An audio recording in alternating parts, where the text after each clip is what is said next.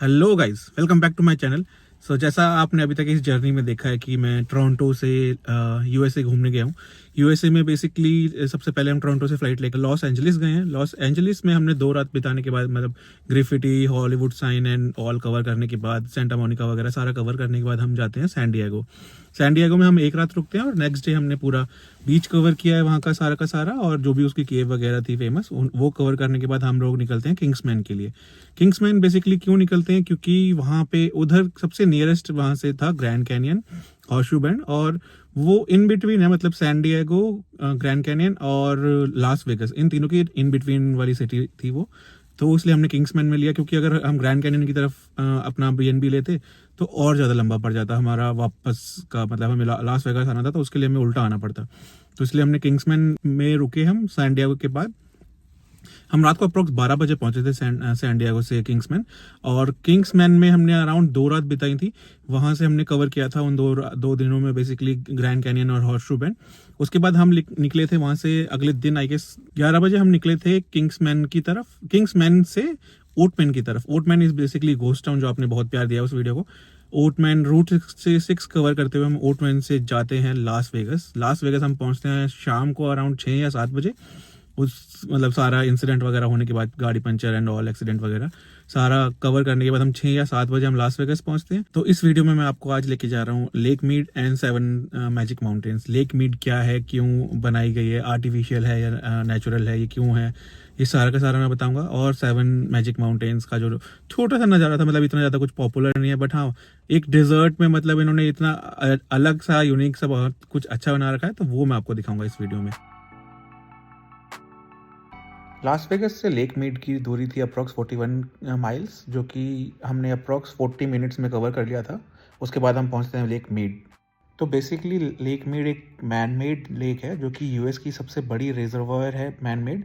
और ये बनाई क्यों गई थी और कब बनाई गई थी, बेसिकली 1930 से 1936 के बीच में बनी है ये पूरी की पूरी lake to construct the Hoover Dam. ये अरिजोना और नेवाडा के बॉर्डर पे बनाई गई थी, ताकि सारा का सारा मतलब पानी रोक के पूरा ये हूवर डैम में इलेक्ट्रिसिटी बनाने के लिए यूज़ कर पाए उस पानी को।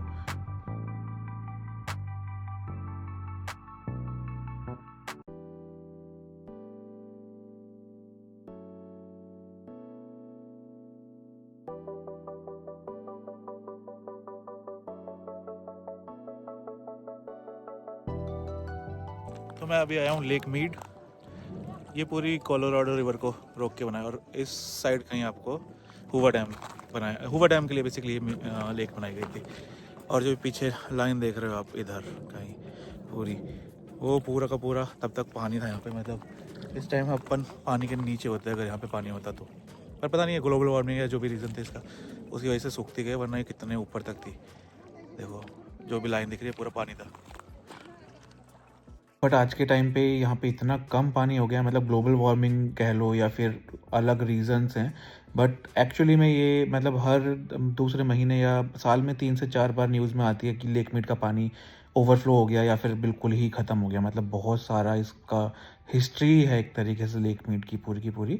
और ये कोलोराडो रिवर पे बनाई गई है, तो कोलोराडो रिवर की तो अपनी खुद की हिस्ट्री है, क्योंकि वो ग्रैंड कैनियन, हॉर्सशू बैंड सब बनाती हुई आई है। तो उसकी वजह से लेक मीड भी बहुत पॉपुलर है यूएस में। लेक मीड में काफ़ी देर एंजॉय करने के बाद, इसकी हिस्ट्री देखने के बाद, क्योंकि पानी का लेवल बहुत कम हो गया था जहाँ पे हम खड़े थे, वो भी पूरा का पूरा उस टाइम पे मतलब जब बनी थी ये, और उसके कुछ सालों तक प्रॉपर पानी के अंदर था वो। तो वो सारा देखने के बाद, शॉक्ड होने के बाद एक्चुअली में, आधे से 1 घंटा वहाँ पे रहने के बाद हम लोग निकलते हैं 7 मैजिक माउंटेन्स की तरफ। 7 मैजिक माउंटेन्स पहुँचने के लिए हमें लगा अप्रॉक्स 1 घंटा, क्योंकि हमें फिर से लास वेगस के आउटर्स से जाना था। और हमने 7 मैजिक माउंटेन्स लाइक हमारा प्लान एज सच नहीं था, वहाँ का हमारा शेड्यूल में नहीं था, बट हमने कवर किया क्योंकि हमारे पास उस दिन कुछ करने को नहीं था। लाइक हम लास वेगस में 3 रात रुके थे, हमारे पास 4 दिन प्रॉपर थे, तो हमारे पास इतना कुछ करने के लिए था नहीं, मतलब हमारा शेड्यूल में कुछ नहीं था। और लास वेगस के आसपास बहुत सारी चीज़ें हैं, लास वेगस में इतना कुछ नहीं है, तो इसलिए हम आसपास की सारी चीज़ें कवर करने के लिए हमने 7 मैजिक माउंटेन्स को भी इंक्लूड किया। मैजिक माउंटेन्स 2016 में कंस्ट्रक्ट किया था स्विस आर्टिस्ट ने, उनका नाम ओगो रॉन्डिनॉन था। और ये सिर्फ 2 साल के लिए यहाँ पे होने वाला था, मतलब एक 2 साल के लिए कंस्ट्रक्टेड था, उसके बाद इसको डिस्ट्रॉय कर दिया जाता। बट ये इतना ज़्यादा पॉपुलर हो गया कि ये आज तक वैसा का वैसा ही है और इसको रीपेंट कर दिया जाता है जब भी इसकी नीड होती है। ये जानबूझ के ब्राइटर कलर में, लाइक नियोनिक ब्राइटर कलर में इसको बनाया गया था, पेंट किया गया था, ताकि दूर से ही बंदा जो भी वहाँ से जा रहा है उसको अट्रैक्ट कर ले ये और यहाँ पे आके ज़रूर देखे। और मैं ये ज़रूर बोलना चाहूँगा कि मॉर्निंग में यहाँ पे फ़ोटो बहुत अच्छी आती है, तो जो भी लास वेगास का प्लान कर रहा है यहाँ का ज़रूर प्लान करे। और हर टावर की हाइट अप्रॉक्स 30 फीट और वेट अप्रॉक्स 40,000 पाउंड, जो कि 18,150 केजीज बैठता है। और 7 मैजिक माउंटेन से निकलते ही 15 मिनट की दूरी पे है ये स्पीड वेगस, जहाँ पे आपको सुपर कार्स की लाइक ड्राइव करवाते हैं। वो थोड़ा कॉस्टली है, थोड़ा ज़्यादा कॉस्टली है एक्चुअली, बट मतलब वर्थ इट है। अगर आपको सुपर कार्स में इंटरेस्ट है तो आप कर सकते हैं।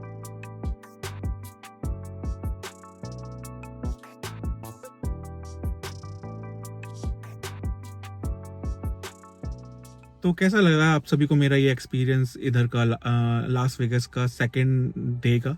मेरे को कमेंट्स में ज़रूर बताना। और लास्ट मेरी वीडियो रहने वाली है लास वेगास के डाउनटाउन की, जिसमें मैं पूरा डाउनटाउन नाइट लाइफ घुमाऊंगा और डे लाइफ में भी जो दिखा सकता हूँ वो दिखाऊंगा। इसलिए बने रहे इस चैनल पे। Thank you.